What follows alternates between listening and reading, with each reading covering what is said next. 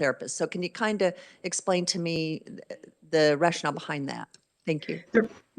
Originally, the rationale behind the extended care permits were to have that somewhat of a tiptoe bridge to create that access to oral health care in some alternative settings. And what it is there's 3 levels. The first level, ECP1, only you're required to have so many hours of clinical experience, and they are only allowed to do just oral health education, I think, for the infants. ECP2 has several more 100 hours that they have to certify through the state of Kansas, and they would receive the ECP2, and they would be allowed under the general collaboration of a dentist or a supervising dentist to go out to the possibly the schools to provide oral health education, oral health care right there in the schools, fluoride varnish treatments, and some sealants.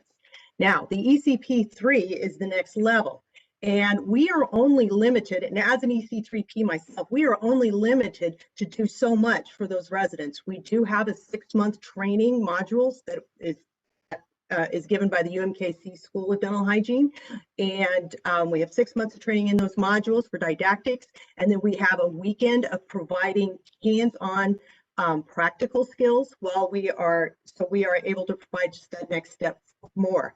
And some of these practical skills, actually, I have lists of removing and straining its deposits, very similar to what a dental hygienist do, but also it includes doing a soft reline repair for an older adult in a nursing home who needs their dentures fixed, some adjustments for dentures, and the other one is smoothing of a sharp tooth with a slow speed on a handpiece. I'm going through the list directly from the Dental Practice Act that states this. Extraction of deciduous teeth that are partially exfoliated with a class 4 mobility, and other duties can be delegated verbally or in writing by that sponsoring dentist. But the thing is that when we go out to those nursing homes as ECP3s or to those rural areas, I've been finding there is much more comprehensive need for these patients to get treatment, like providing, hey, can I be able to subscribe an antibiotic so we can get a dentist here to come take care of it? We have to jump through a lot of hoops. But we are very limited to what our abilities are as an ECP3, and the Kansas Dental Therapist Bill is actually that next step to take that step forward, so we are able to provide even more care for those residents and those populations that are truly underserved in the state. I hope that clears that up. Mr. Chair, just quickly, do you know about how many dental hygienists have gone on to get those different levels? My guess at this point, the exact numbers, because they've got a class going, I think, right now at UMKC, and I think the number currently is 140 or 150 ECP3s. There are many other ECPs that I do not have that number, but I can get back to you with the exact accurate amount later. Mr. Chair. Senator O'Shea. Thank you, Mr. Chair. I'm curious, the hygienists and therapists and the dentists, are they all under the Board of Healing Arts? No, they're under the Board of Dentistry. All 3 of them? Mm-hmm. Okay. Follow-up question. It seems somewhat similar to the APRN bill I think we're going to be hearing tomorrow in terms of needing that supervisor that is or isn't super involved in what the therapist is doing. And so I'm just wondering what's the correlation, and what kind of price might these supervisors be asking of these therapists? And I'm just curious how that relationship's going to work and what that really does to enhance it. Thank you. Are you inquiring the salary intake or what? I need a little more clarification. Senator O'Shea, are you talking about collaborative agreement? I do not believe this is a collaborative agreement process. This is just a strictly statute process. Senator Stephan and Senator Gossage. Chairman, I had come across my desk, they used Minnesota as an example, and I don't know how long they've had dental therapists, but there was like now like 100 of them, and like 8 of them had ended up in rural and underserved areas. And I know we've talked about that aspect of it to a great deal. Would you be interested in codifying within a law that the therapists would be limited to being employed at federally qualified health centers or working in underserved counties without dentists only? That is, I'm sorry, sir. That is actually kind of the key of why we need these dental therapists. Absolutely.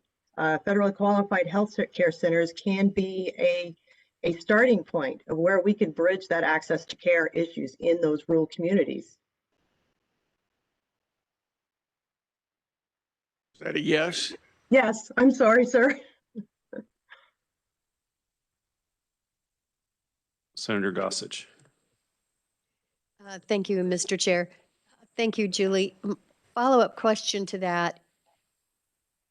When it says that the supervising dentist must accept Medicaid, but as our other senator has just said here, that doesn't necessarily mean they're in an underserved area.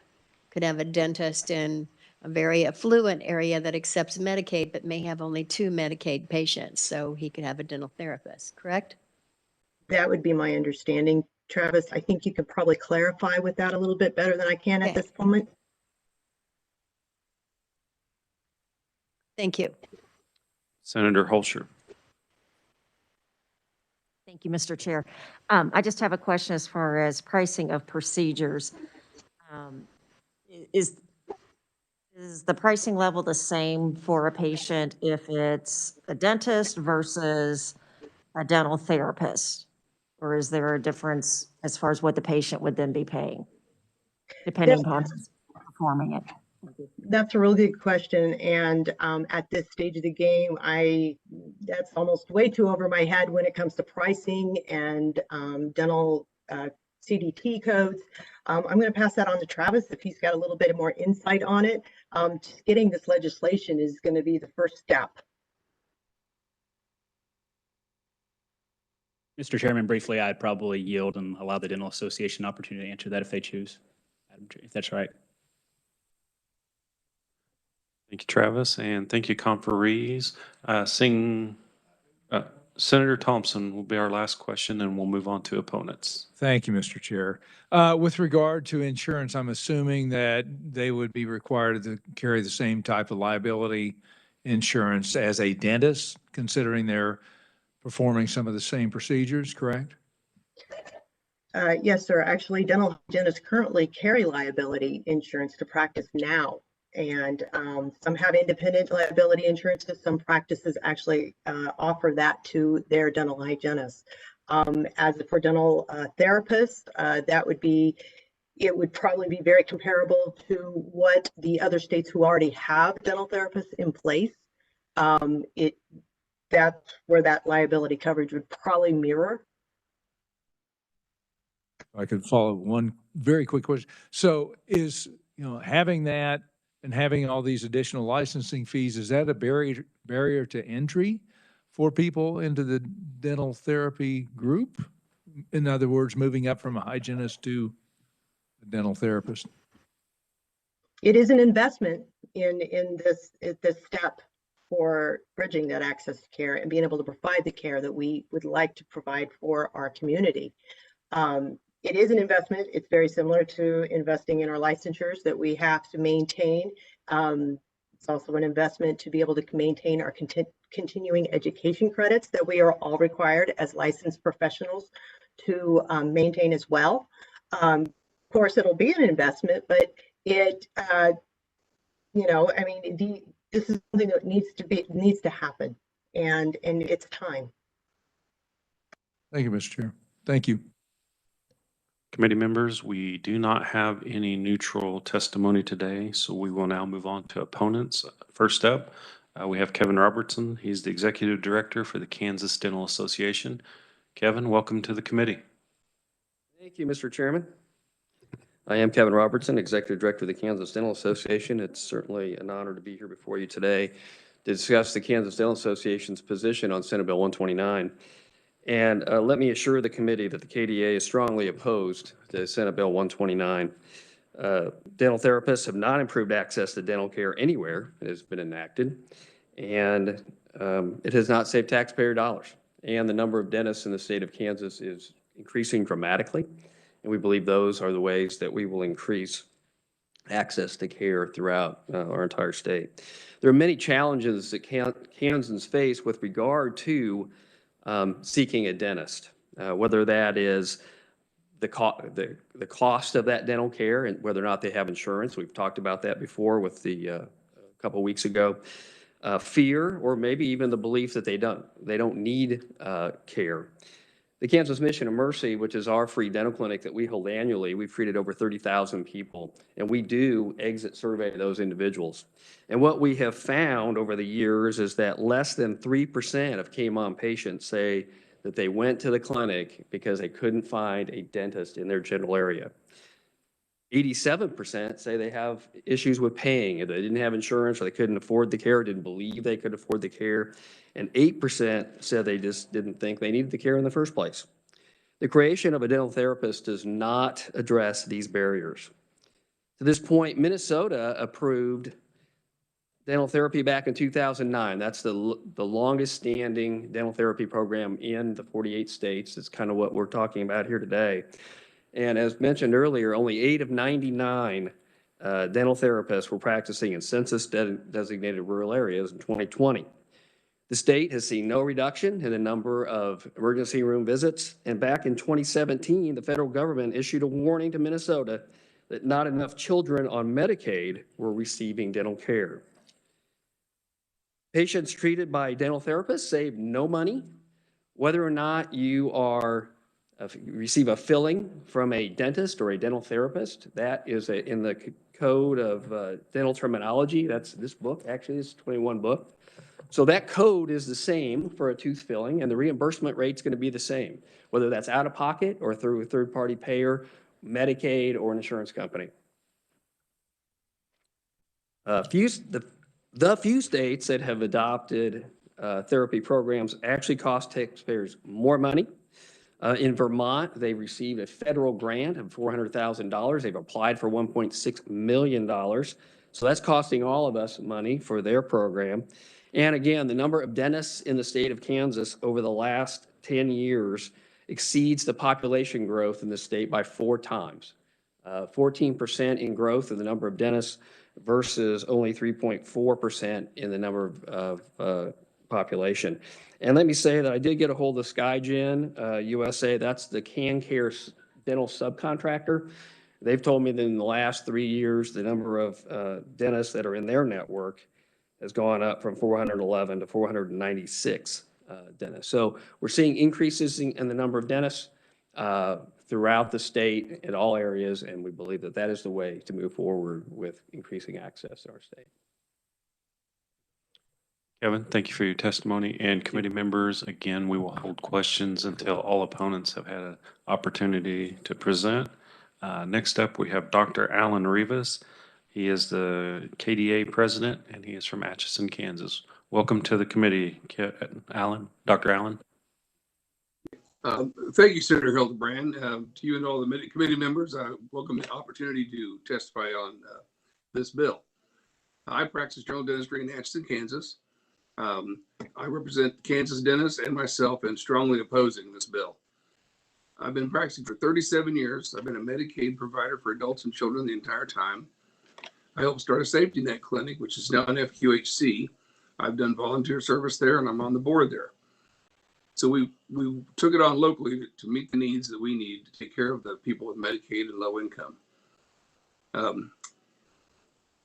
I also served on the Kansas Dental Board at a time we established a scaling assistant initiative. At the same time, we passed general supervision for the hygienists. Since then, we've expanded the ECP program several times. And so in the last, say, 20 years, we've done several things to improve access to care and empower hygienists to be able to provide more care. The dental therapy issues persisted for over a decade and becomes more relevant each year. The dental deserts are no longer an issue as we are improving access to care to all these areas. 3 factors contribute to that change. We've increased the dentists in Kansas at a rate higher than our population growth. The KIND program, which is the Kansas Initiative for New Dentists, has added several dentists in underserved areas in our state. That's where they get a scholarship in dental school, and then they can go to one of these communities in need and do a commitment for so many years. The growth of FQHCs and safety net clinics, no one's talking about. There's been a big increase in safety net clinics and FQHCs in rural and underserved areas over the last 20 years. It appears the trend is positive to bring dental care to our citizens with the professionally trained caregivers we have in place. Senators, we're going through a really incredibly challenging time with the pandemic. Dentistry's been hit. There have been challenges for us to ensure patients and the dental team is safe while providing care. Most practices are not back to full operation. Many patients are delaying care, and dental offices have lost employees due to COVID-19 fears.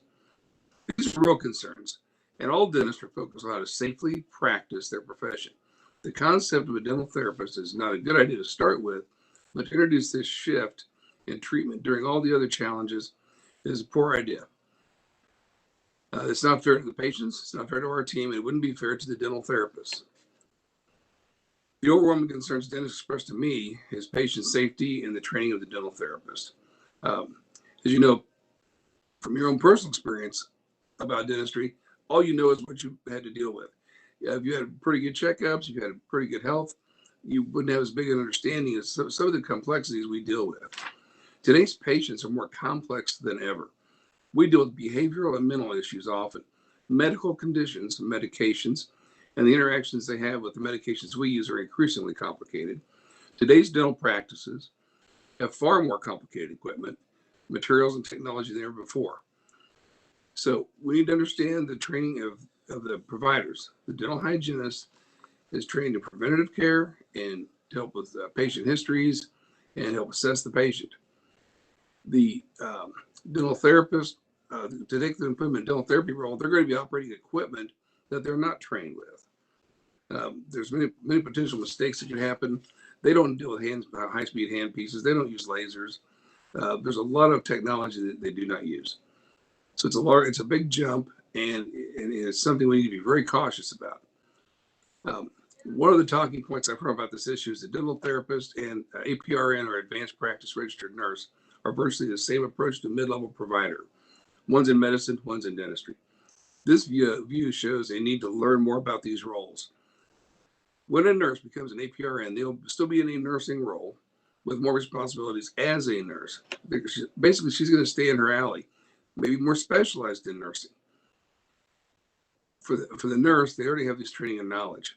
For the dental therapist, Rivas, I apologize, but we're running a little bit low on time, and your 3 minutes was up probably 3 minutes ago. So if it's okay, we are going to move on to Dr. Jenkins. Dr. Rivas, thank you for your testimony. Sure. And Dr. Jenkins, if you could, please keep it under 3 minutes. And welcome I'll to do. the committee. Thank you so much. I'm Jill Jenkins. I am a board-certified pediatric dentist and president-elect of the Kansas Dental Association.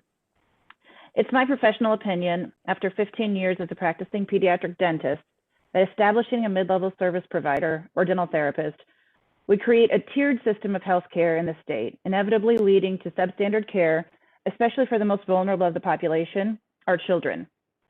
Dental care for children is so much more than taking x-rays, cleaning teeth, and giving them a goodie bag for a job well done.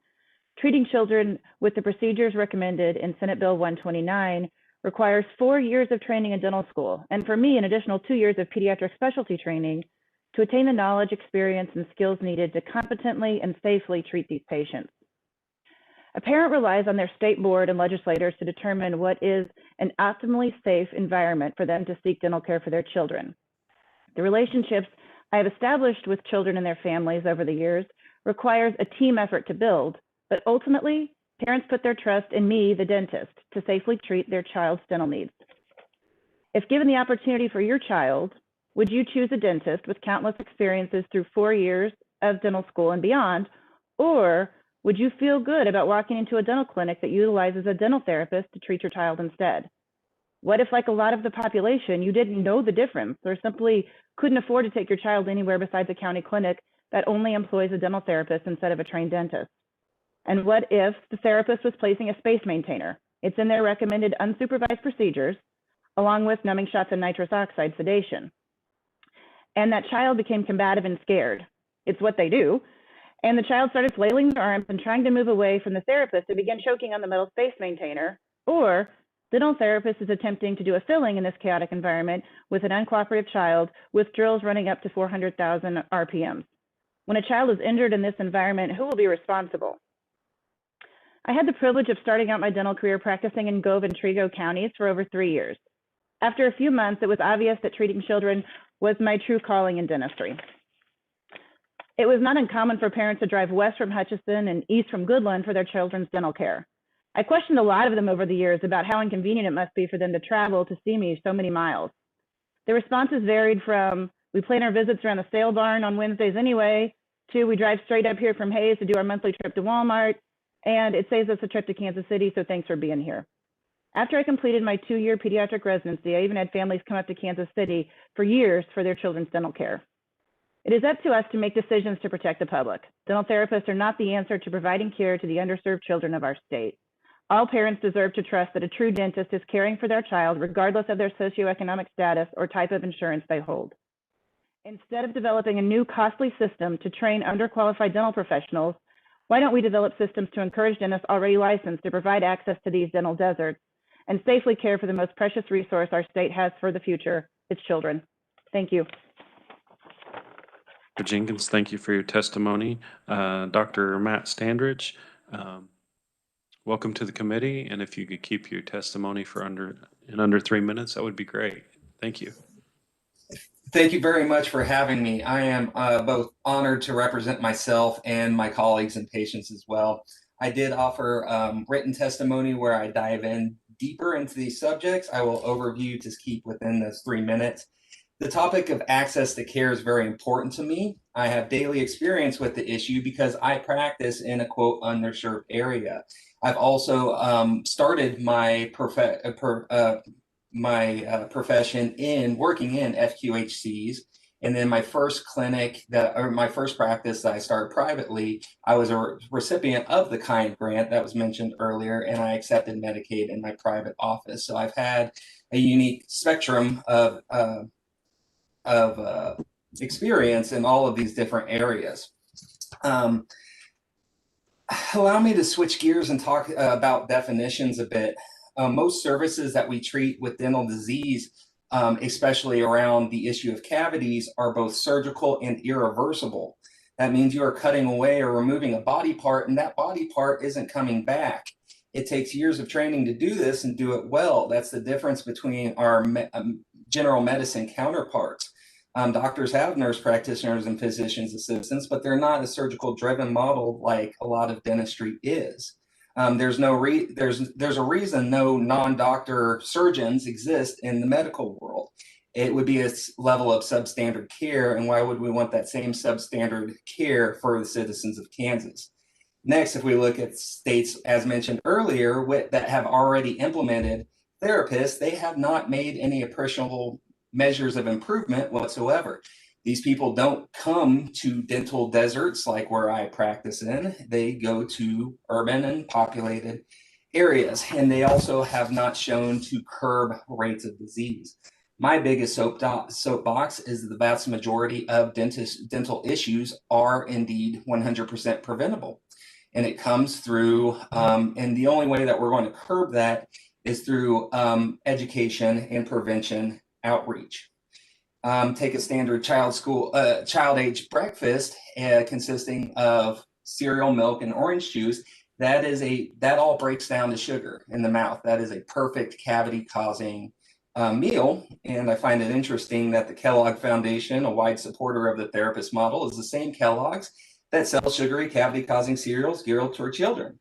In the end, we cannot drill ourselves out of this, just like we can't attack the obesity crisis by creating liposuction therapists. Our times and resources would be much better suited to gear towards prevention and getting trained professionals to these areas. Thank you.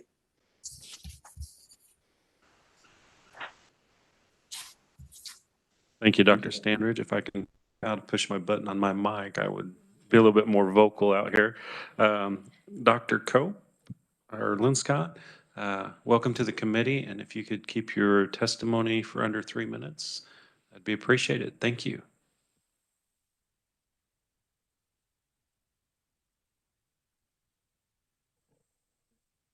Dr. Lynn Scott, are you available? Yes, can you hear me? Yes, we can now. Those buttons Okay, are hard to push sometimes. So. I know, sorry. Thank you, Chairman. I'm a dentist and licensed in Kansas and Missouri. I have been practicing for just over 5 years. I've had experience practicing in the corporate run dental office, a federally qualified health center, and private practice. So I won't go into the fact that dentists are already oversaturated, and that the problem with the bill is that it does limit dental therapists to FQHCs in underserved areas, because that's already been talked about. I think that there are better ways to incentivize the dentists to practice in underserved areas, and the focus should be redirected from this bill about dental therapists and extended care permits to improving oral health education efforts to reduce the patient's need for fillings and dental care in the first place, similar to what the previous testimony stated.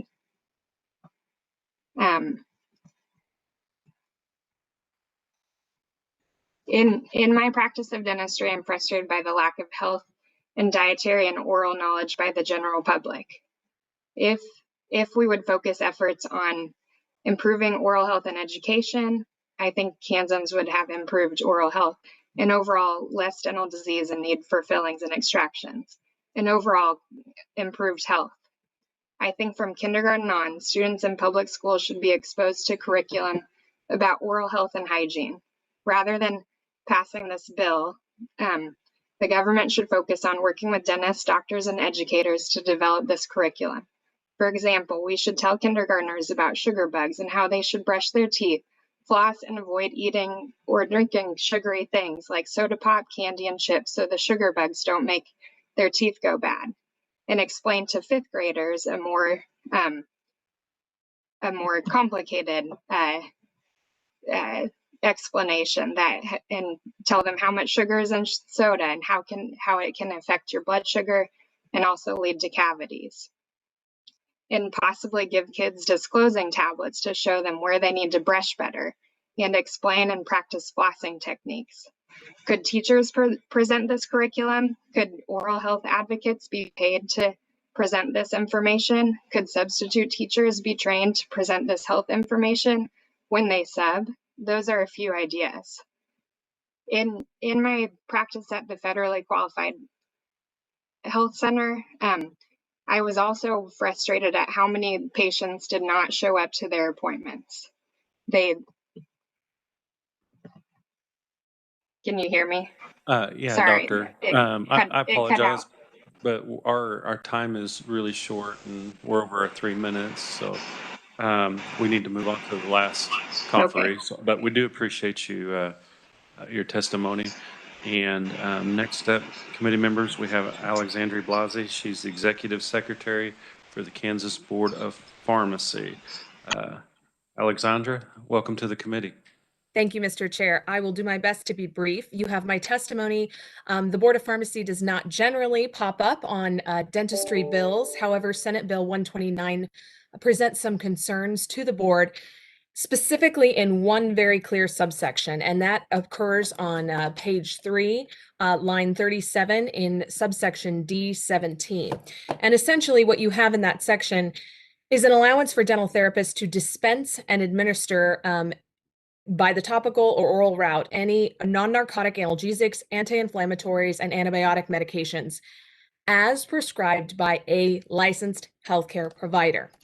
This is concerning because it is very broad language that is not limited to prescriptions from licensed dentists.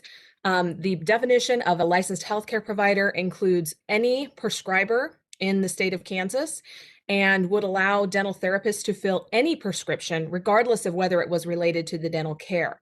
Now, the Board of Pharmacy has brought this issue since this bill has been introduced in several previous sessions to the attention of the conferees many times, and unfortunately, it has not been changed. The board is perplexed by this because if the intent really is to be specific to dental therapy, then this section could easily be modified to limit to the appropriate dispensing of medications to the patient. Unfortunately, it continues to remain very broad. I'd like to be clear that when dispensing medications, it is very important that the individual conduct a full patient profile review drug interactions and allergies, properly label medications, and counsel patients. And this is something that the pharmacists do, as well as physicians that dispense directly to patients. Also, just because it's been brought up, neither APRNs nor PAs may dispense medications to patients. So this would be a very unique carve out, and the board is unclear why that's happened. And with that, Mr. Chair, I will stop, and I'll be happy to stand for questions at the appropriate time. Sandra, I appreciate your testimony. Committee members, we are running really short on time, so if you could just keep your questions very short, and conferees, if you could keep your answers very short. I do not want to cut anybody off on questions. I know these are very important. So if we do run out of time, conferees, would you be available to answer any questions via email if we send them to you from the committee members? Okay, thank you. Of course. Senator O'Shea. Thank you, Mr. Chair. This is for Mr. Robertson. I'm curious, it's from Mr. Lowe's testimony, this was supported by the KDA a number of years ago, and so I was curious why the dentists have changed their position. Thank you. Yeah, thank you. That's a good question. I appreciate that. In 2018, the Kansas Dental Association did support Senate Bill 312. I would say that the leadership of the organization at that time felt like the membership was at a point to do that. I will tell you that there was a significant level of disapproval from our members when we did that, and we have changed our position immediately following that particular legislative session. So we have been opposed really from about April 2018 back till today. Senator Stephan. Chairman, Kevin, you probably better stay up there. Kind of a couple or three real quick questions. One of them I'll answer myself. Yeah, the dentist is at the top of the chain. They're the gold standard for oral care. Agreed? Yeah. And in comparison to the Minnesota results, that's over a decade, they put like eight dentists or eight dental therapists out into underserved areas. Under 100 in total. Does the dental academia understand that there's still a need for dentists? Are they trying to expand the number of dentists coming out? And can you match here in Kansas what came out of the dental therapists' efforts in Minnesota? Yeah, no, I appreciate that question. I can tell you that over the last 10 years, the number of dentists in the state, or in the country, really, if you go back 20 years, dentistry was putting out about 3,800 dentists a year.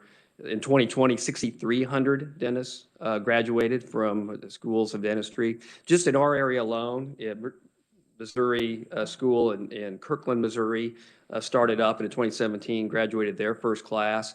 Joplin, Missouri is looking at a private school. Actually, I think they start classes a year from now. I don't know if COVID has affected that. So just in our immediate neighborhood, there's been some new schools, and I can tell you that UMKC, Creighton, University of Nebraska have all increased the size of their dental schools over the last several years as well. So that is why Kansas has increased the number of total dentists so dramatically in the last several years. So yes, it is happening, and estimates are through at least 2035, the number of dentists in the state of in the country will continue to increase. Okay. Committee members, we have time for one last quick question and quick answer. Committee members, I apologize if you did not get to ask your question. Would you please email Donola with your question, and we will get that answer back to you. Senator Gossage. Very quick question, and that is, why would one, as a dental hygienist, go on to become a dental therapist when they could pursue a training as a dentist? I think the answer to that question really would fall better to Mr. Lowe. I imagine it's an income issue for them. It's sort of would be an in-between income, but I don't know exactly what the income model is. Hygienists typically are paid. It's going to depend on the area of the state, but they're a fairly well-paid profession. Committee members, we are out of time and overtime, so we are adjourned. Thank you.